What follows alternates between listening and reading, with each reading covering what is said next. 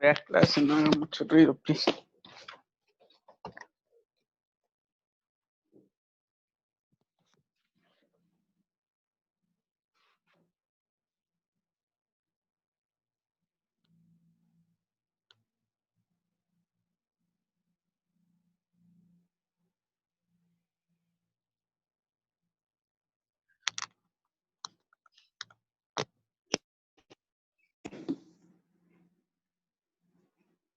Buenos días.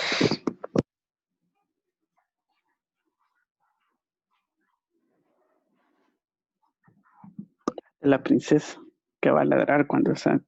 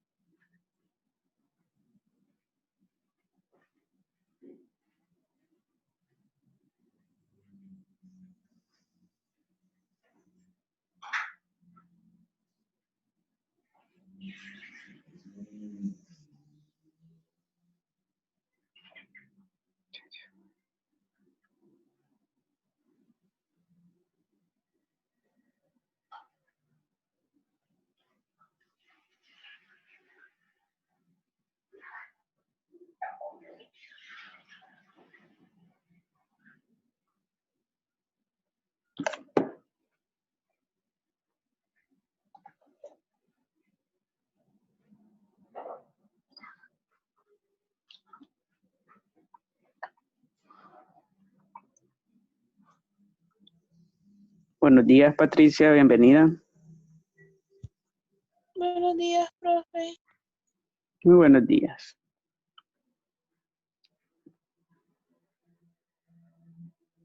Vamos a esperar mientras se incorporen sus demás compañeros. Si me hace el favor de compartir el enlace o así también si ve algún compañero de su sección conectado en alguna red social o lo ve a la vista, decirle por favor que ingrese, ya que para este día vamos a llevar a cabo el refuerzo académico de los temas de examen. Por lo tanto, es importante reconocer los conceptos básicos y así también definiciones que forman parte de cada uno de los contenidos para que de esa forma vayamos mejor preparados para el examen, para que obtengamos muy buena calificación y así también favorecer a un buen promedio. Buenos días, Carlos, bienvenido. Buenos días, profesor. Muy buenos días. Vamos a esperar unos minutos más mientras se incorporan más de sus compañeros. Si me hacen el favor de invitarles a sus compañeros, recordarles o decirles de que se añaden a la sesión virtual, ya que la asistencia es evaluada y así también vamos a hacer un refuerzo académico de los temas de examen.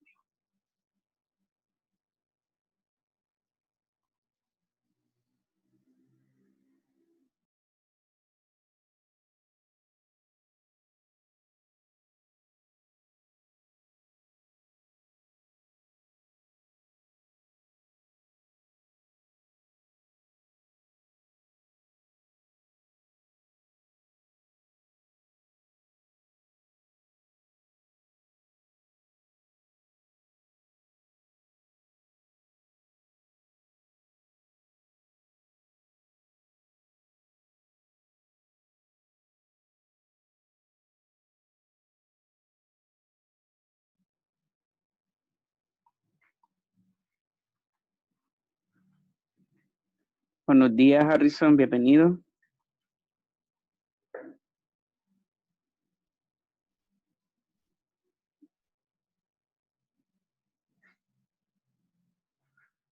Buenos días, bienvenidos a quienes se van integrando.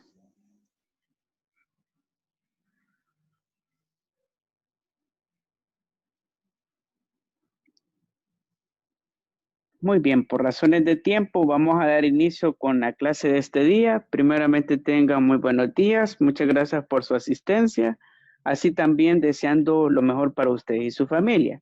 Para este día vamos a estar realizando un refuerzo académico de los temas importantes y así también a evaluar dentro de la prueba objetiva. Pero antes de ello, vamos a hacer lectura de unos datos curiosos y así también destacables referentes a la independencia patria. Como muy bien sabemos, se celebró el día de ayer la independencia de nuestro país. Sin embargo, es de declarar ciertos datos para que tengamos muy en cuenta la memoria histórica de este acto que marcó el rumbo de nuestro país. Y tenemos como primer punto de que en el caso de El Salvador se independizó el 15 de septiembre de 1821 de España.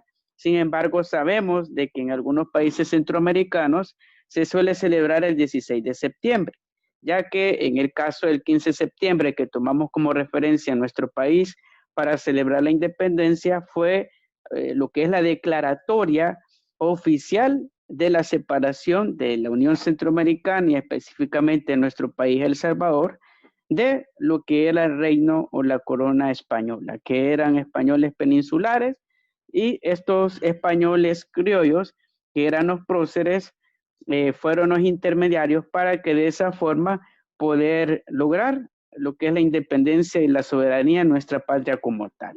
Así también tenemos otros aspectos relacionados a la celebración de la independencia, que se celebró principalmente en San Salvador, que no estaba ubicada donde la conocemos hoy en día, sino que aún era una villa, estaba muy cerca de Suchitoto, en lo que se llama la Bermuda, y en ese sentido José Matías Delgado, él fue el líder de la independencia, a él se le adjudica el quien realizó el grito de independencia y promulgó a lo que es a los pueblos originarios de que se había logrado la separación de nuestro país, ya propiamente con su propia constitución de la corona española. Así también tenemos algunos otros datos curiosos e interesantes, como lo referente a los próceres de la patria. Sabemos de que fueron en 10 en general. Tenemos en la cabeza lo que es José Matías Delgado, que emitió el grito de independencia, Manuel José Arce, José Simeón Cañas, Domingo de Lara, Pedro Pablo Castillo, que se dice que fue el único español y así también personaje dentro de los héroes de la independencia que era indígena, los demás eran españoles criollos. Luego tenemos a Nicolás Aguilar, así también tenemos a Vicente Aguilar, que se dice que fue el prócer de Centroamérica, ya que colaboró directamente en la independencia de toda nuestra región, de todos los países centroamericanos. Manuel Aguilar, también tenemos a Santiago José Celis y a Juan Manuel Rodríguez. Pues todos ellos son considerados héroes de la patria debido a la gesta que lograron en el siglo XVIII, permitiendo lo que es la independencia de nuestro país de la corona española. Y con ello vamos a pasar propiamente a la parte del refuerzo académico. Ya vemos un poco de datos sobre la independencia patria. Ahora vamos a hablar un poco referente a los temas que serán evaluados dentro del examen. Y para iniciar vamos a explorar los conceptos básicos de este primer tema, que es el darwinismo. Hablábamos en esta clase de que en el caso de la evolución de las especies partía de las ideas del gran científico Charles Darwin, el cual navegó por el mundo a través de su vehículo, en un barco, fue al archipiélago de los Galápagos y allí prácticamente hizo su descubrimiento de que las especies en efecto evolucionaban. Sin embargo, las ideas de Darwin se complementaron con Wallace y a partir de la suma de esas dos ideas y así también de las investigaciones de estos dos científicos se formularon los siguientes puntos referentes a la evolución, que son ciertas afirmaciones. Tenemos lo que es el primer punto sobre la evolución, que nos dice de que en el caso de la mayoría de las especies suelen tener un gran número de descendientes. ¿Qué significa eso? De que en el caso de la mayoría de los organismos vivos no únicamente tienen una cría, sino que tienen más de una cría. ¿Y qué favorece eso? De que puedan sobrevivir en gran manera. Como claramente vemos, aquellos que suelen tener mayor cantidad de descendientes, puede que algunos mueran en el proceso de tratar de adaptarse al ecosistema. Sin embargo, aquellos pocos que puedan sobrevivir van a favorecer a que permanezca la línea genética de esa especie en particular. Así también tenemos de que en el caso de los recursos naturales son limitados, como sabemos, dentro de un ecosistema vamos a encontrar lo que es recursos, tanto de alimento como de espacio, bastante reducidos.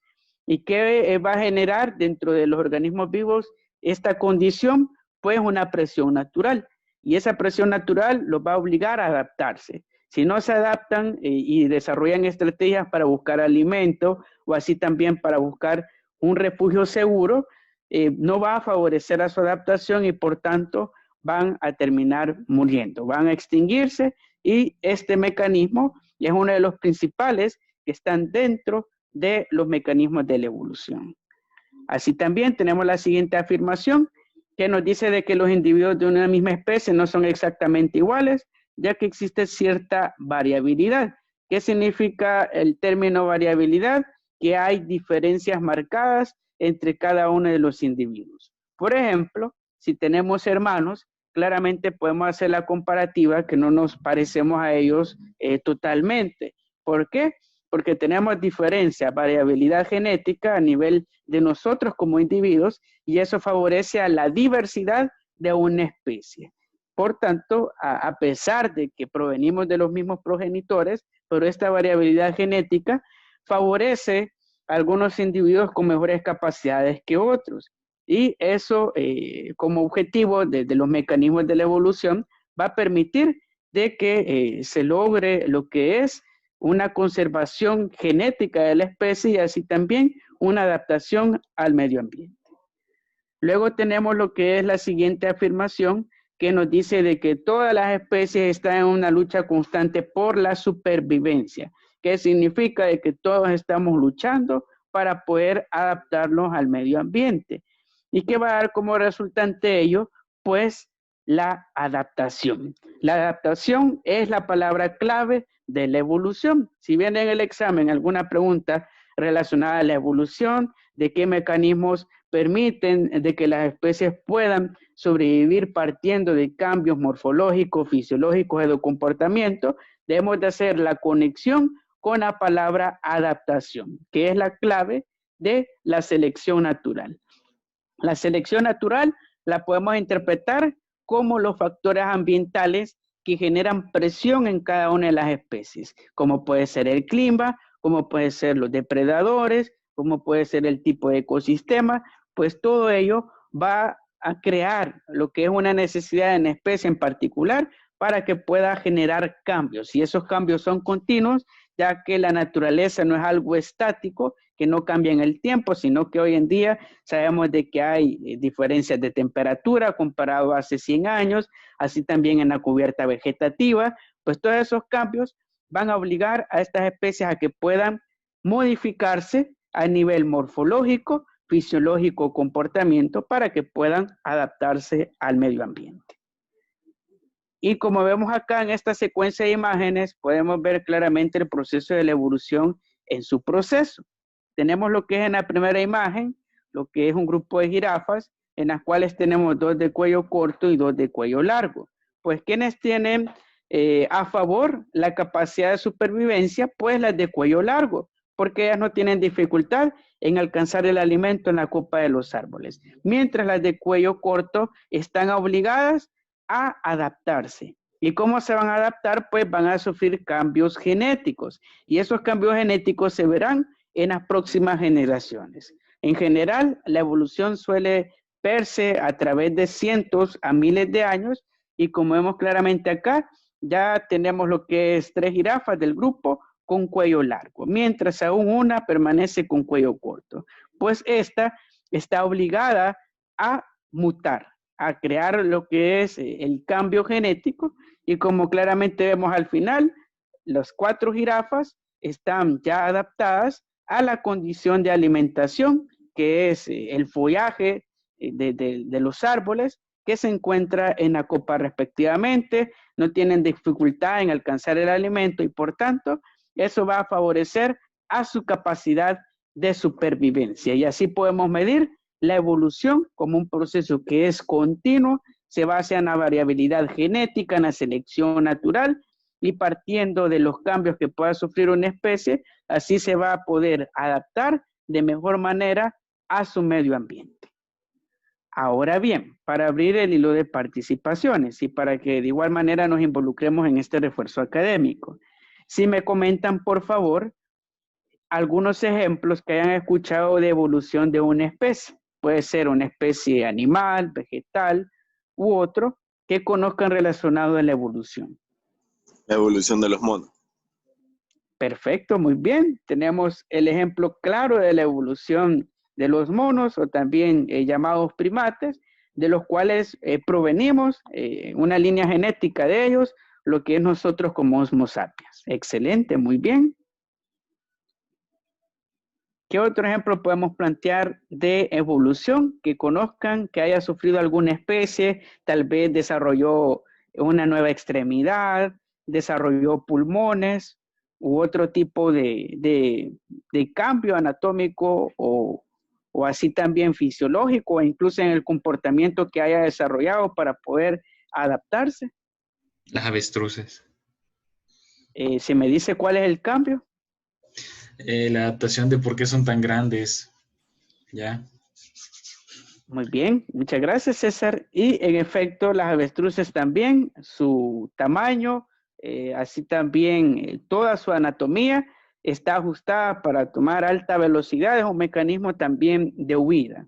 Y claramente vemos los ejemplos que han planteado que son formas en las cuales se manifiesta la evolución.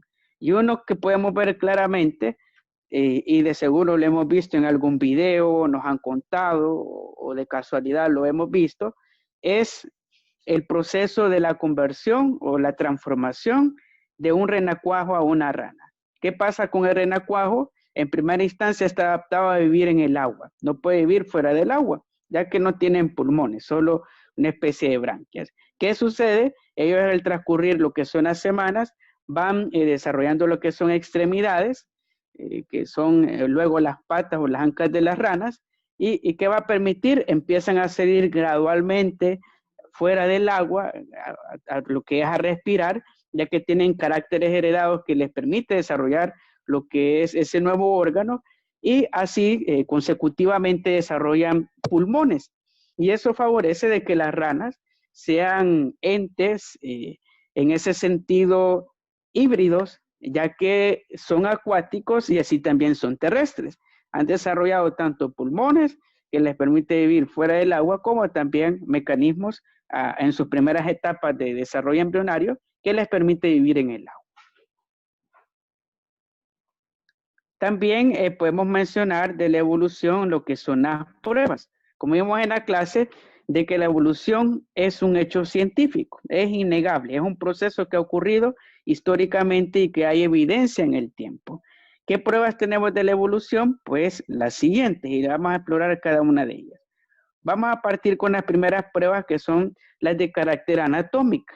Tenemos lo que es la ciencia que estudia estos cambios, que es la anatomía comparada, que es parte de las ciencias biológicas, en la cual podemos encontrar tres cambios en esencia: los órganos homólogos, los órganos análogos y los órganos vestigiales. Como vemos acá en esta imagen, podemos hacer una comparativa de los órganos homólogos, que son órganos idénticos, sin embargo tienen una función diferente.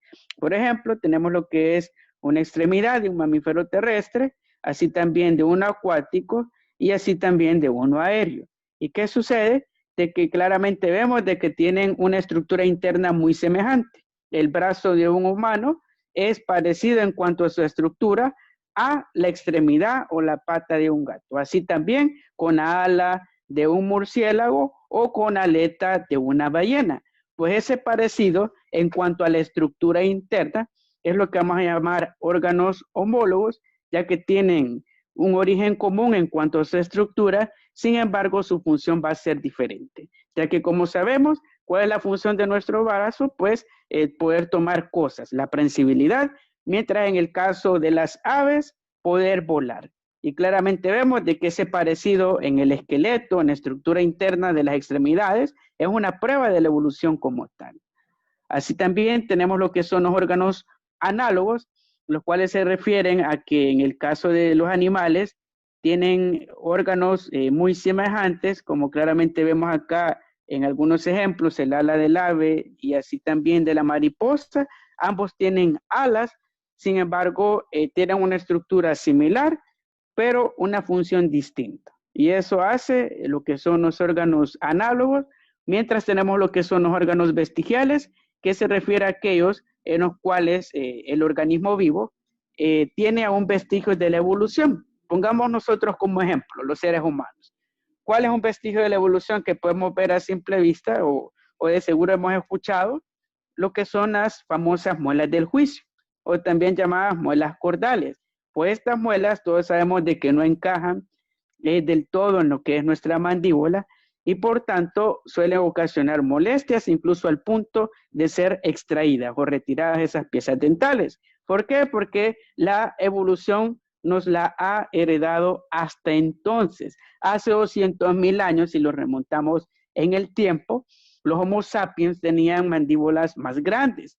Por tanto, estas muelas encajaban perfectamente. Sin embargo, al transcurrir lo que son los miles de años, nuestra alimentación ha cambiado, ya que antes éramos bastante herbívoros, comíamos mucha materia vegetal cruda. Sin embargo, luego consumimos alimentos cocidos, más carbohidratos, carne cocida, y eso permitió de que ya no necesitáramos básicamente lo que son esas muelas. Pues al transcurrir de todo ese tiempo, nuestra mandíbula se ha hecho más corta, menos ancha, y eso ha imposibilitado de que estas muelas, que estaban diseñadas para hace 200.000 años, puedan ajustarse hoy en día perfectamente en nuestra mandíbula. Así también tenemos el apéndice, que es otro vestigio de la evolución, como también lo que son los famosos pezones en los machos, que también es una evidencia vestigial de que tenemos un ancestro en común. También tenemos pruebas paleontológicas, como lo es el Archaeopteryx, que es el fósil más antiguo, tiene más de 75 millones de años, es el eslabón que dio paso de lo que son reptiles aves, los grandes reptiles que fueron los dinosaurios. Había una especie en particular que desarrolló un cambio morfológico a partir de lo que son sus extremidades, la cual tomó forma de alas. Y a partir de ahí, del Archaeopteryx, podemos afirmar de que inició lo que es este grupo de animales, que son las aves en particular. Y por último tenemos las pruebas embriológicas que hace alusión a las etapas de desarrollo embrionario, que son muy semejantes entre grupos de organismos vivos. Acá tenemos en esta imagen la comparativa, tenemos a un ser humano, a un conejo, a una ave, a un anfibio y a un pez. Y claramente vemos en las primeras semanas que todos nos parecemos a pequeñas larvas. Así somos a nivel embrionario. Sin embargo, en el transcurso de la evolución, llegamos todas a un nivel de fetos. Claramente vemos un parecido, las extremidades, 4 extremidades. Así también somos cordados, tenemos columna vertebral. Y esas semejanzas en cuanto a los seres vivos, podemos llamarlo como prueba de la evolución, ya que la evolución se sustenta en la idea de que todos provenimos de un ancestro en común. También podemos añadir otros aspectos relacionados a la evolución, que son las características de los seres vivos. En esa clase hablábamos de que en el caso de nosotros, los seres vivos, podemos sufrir diferentes cambios. Y esos cambios van a ser a partir de estas dos características principales, la organización y la irritabilidad. ¿Por qué se caracteriza la organización? Pues en la organización todos los organismos vivos, sin excepción, se organizan partiendo de niveles de la materia. Todo viene de lo más micro, de lo más pequeño, que son las partículas subatómicas, los famosos átomos. Luego de los átomos se forman lo que son organismos más complejos, como lo son las moléculas. Luego las moléculas se forman las células, un grupo de células forman lo que son los individuos, un grupo de individuos forman lo que es una población forma lo que es una comunidad biológica, las comunidades biológicas forman los ecosistemas y un conjunto de ecosistemas forman los paisajes. Como vemos claramente acá en esta imagen, todo parte de los electrones, protones, átomos, moléculas. Luego las moléculas forman las células, un grupo de células forman tejidos, como puede ser un órgano, los huesos, entre otros órganos que forman nuestro cuerpo humano. Eso produce lo que es nuestro sistema esquelético. Luego partimos del individuo, como puede ser un lobo individualmente, tenemos lo que es la población de lobos. Esa población de lobos forma lo que es una comunidad dentro de lo que son otras comunidades, como lo pueden ver dentro de un ecosistema, lobos, pequeños roedores, aves, entre otros grupos de animales, y eso va a formar lo que es el ecosistema. El ecosistema está formado por factores bióticos y abióticos, el agua, que puede ser un estanque, un lago, una laguna, las montañas, el bosque, pues toda esa diversidad va a formar lo que es el paisaje que constituye la biosfera del planeta Tierra.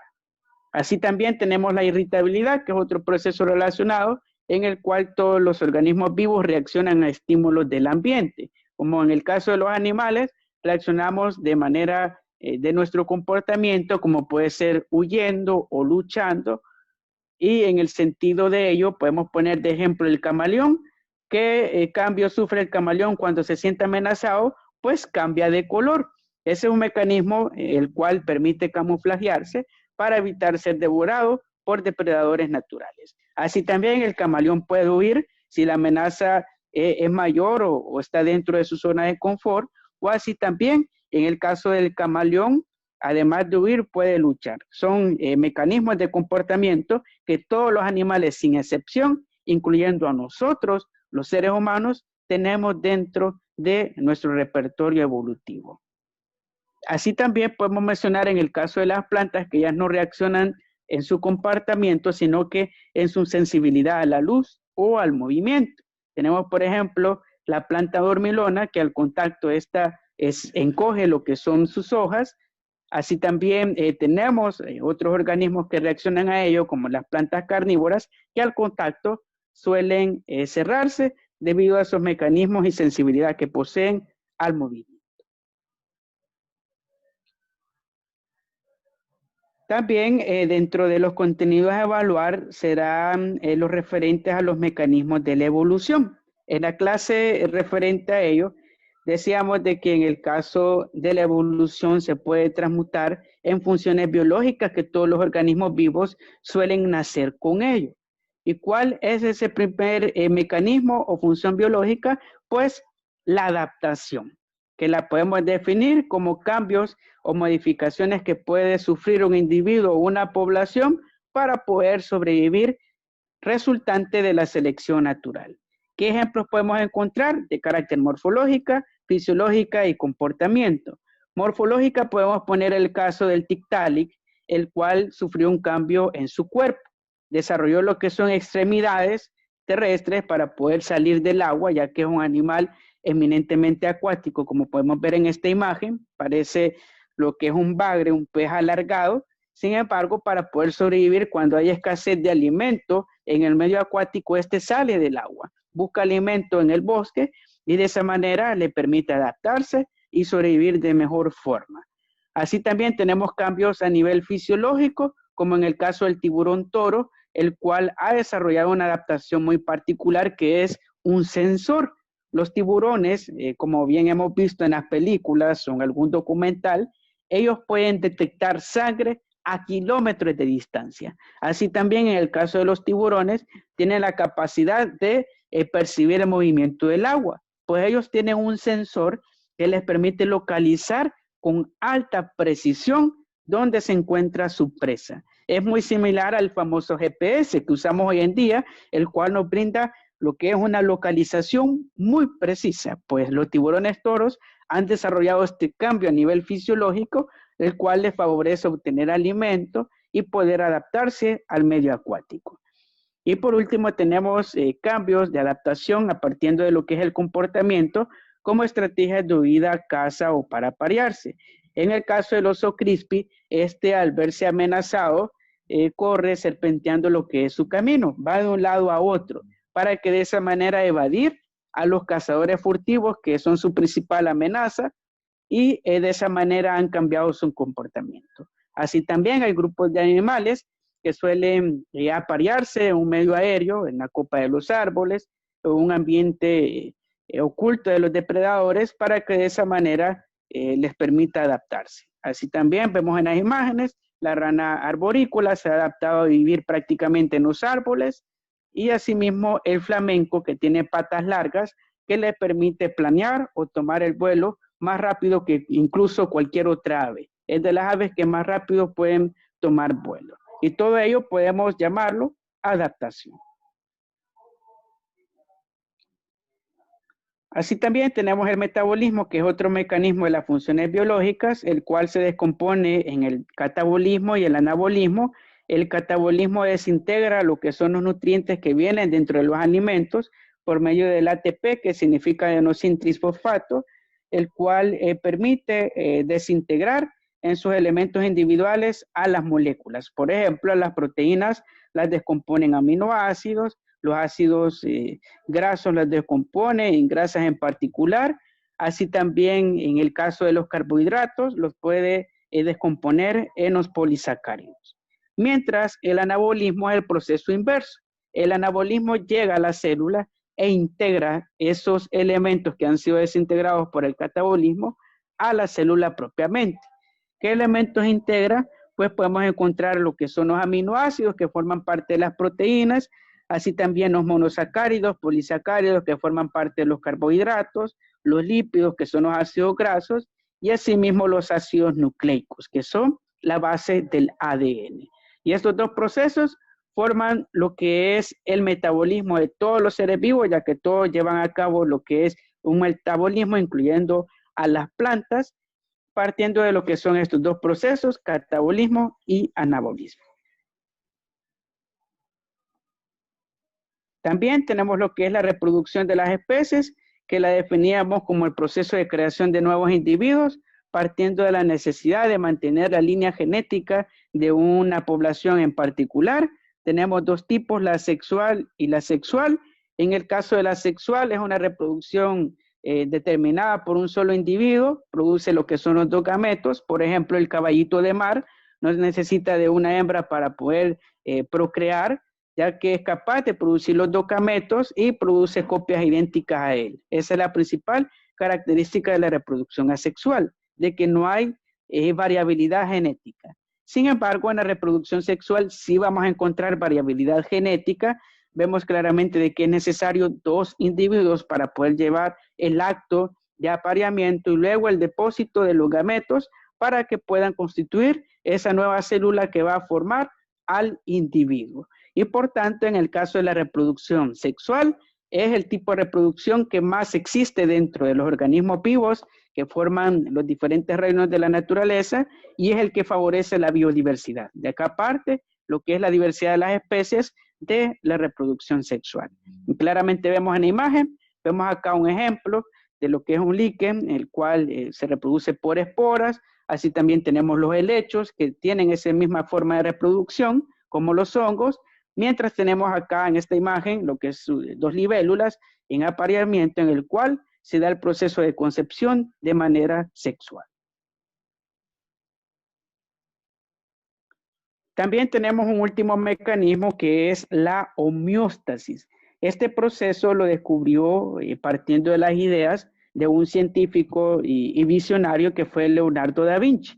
Hablamos en la clase de que el Vitruvio es el arte que desarrolló y representó el cuerpo humano Leonardo da Vinci para interpretar la estructura de nuestro cuerpo. Él decía de que era perfecta la ingeniería, se divide en 4 cuadrantes respectivamente y eso está relacionado al mecanismo de la homeostasis.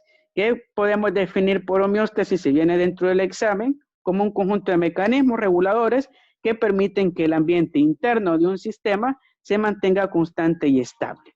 ¿Qué mecanismos podemos encontrar? La regulación de gases respiratorios como el ciclo del carbono. Sabemos de que respiramos e inhalamos lo que es dióxido de carbono y oxígeno. Se separa el carbono en lo que son los bronquios y de esa manera volvemos a expulsar, a exhalar lo que es el CO2 para no acumularlo, ya que es un gas nocivo y tóxico para nosotros los seres humanos y solo nos quedamos con el oxígeno. Así también tenemos la osmorregulación, en el cual se da la desintegración de la molécula del agua para poder separar los electrolitos. Así también tenemos la termorregulación, que es el equilibrio de la temperatura. Si tenemos frío empezamos a temblar, es una reacción natural para poder producir calor, mientras si estamos elevados, excedidos de calor, comenzamos a sudar. La sudoración también es un mecanismo de regulación de la temperatura, la cual es una sustancia salina, líquida, que gradualmente va bajando lo que es nuestra temperatura. Y por último tenemos las rutas metabólicas, que hace alusión al camino que toman los nutrientes en particular, ya que no a todos los órganos les llegan los mismos nutrientes. El hígado, el corazón, los riñones, los intestinos utilizan diferentes rutas metabólicas, ya que sus necesidades son totalmente diferentes. Pues esas formas a las cuales por medio del catabolismo y el anabolismo llegan lo que son los nutrientes, es lo que hablamos como rutas metabólicas. Y de esta forma podemos comprender la homeostasis como un proceso de equilibrio de todo el cuerpo humano, el cual se estructura partiendo de estos 4 mecanismos en particular. Y para ir cerrando con el último contenido que será evaluado, vamos a ver un poco de los tipos de células que estuvimos viendo en la última clase. Decíamos de que hay 2 tipos de célula, la célula eucariota y la célula procariota. Decíamos de que la célula eucariota tiene un núcleo definido, un material genético centrado en el nucleoide de lo que es la célula como tal, mientras en el caso de la procariota no tiene un núcleo definido y el ADN está en forma de hélice disperso a lo largo del citoplasma, que es el interior de la célula. ¿Qué grupos de organismos derivan de la célula eucariota? El reino animal y el reino de las plantas, hongos y protistas, mientras en el caso de la célula procariota únicamente deriva el reino monera, que es el reino de las bacterias. Y claramente vemos sus características. La célula eucariota es de mayor tamaño, mayor dimensión y complejidad, mientras la célula procariota es primitiva. Es bastante sencilla la célula en cuanto a su estructura, pero su principal característica es el flagelo, que es esta especie de cola que tiene la célula, que le permite desplazarse en los diferentes ambientes en los cuales podemos encontrarlo. Y por último tenemos lo que son los tipos de célula eucariota, que son la célula vegetal y animal. Tenemos lo que es la comparativa y sus diferencias respectivamente. En el caso de la célula vegetal, vemos claramente que tiene una alimentación autótrofa, es autónoma, produce su propio alimento a través de la luz solar, tiene cloroplastos, donde está contenido de la pigmentación clorofila, que le permite sintetizar su alimento. Así también tienen pared celular, tienen cloroplastos, vacuolas grandes y forma regular. Mientras la célula animal es una alimentación heterótrofa, busca alimento en otros organismos vivos, no tiene una pared celular, por eso es una célula irregular, no es tan definida lo que es su forma. También tiene vacuolas pequeñas, que son estas partes respectivamente, y tienen por ende una forma irregular, ya que al no tener pared celular las hace deformes. Vemos claramente de que tiene una especie de óvalo en cuanto a su forma, sin embargo tiene unas partes achatadas y otras con bordes, mientras en el caso de la célula vegetal está más definida en cuanto a su estructura interna. Y de esta manera podemos comprender las células eucariota y procariota, recordar de que de la eucariota deriva lo que es vegetal y animal, y la procariota es el dominio de las bacterias, para que lo tomemos muy en cuenta, ya que será evaluado dentro del examen a desarrollar. Bueno, con ello vamos a ir dando por cerrada la sesión. Si tienen alguna duda, pregunta referente a refuerzo académico, pueden hacerlo en este momento para con ello ir cerrando la sesión.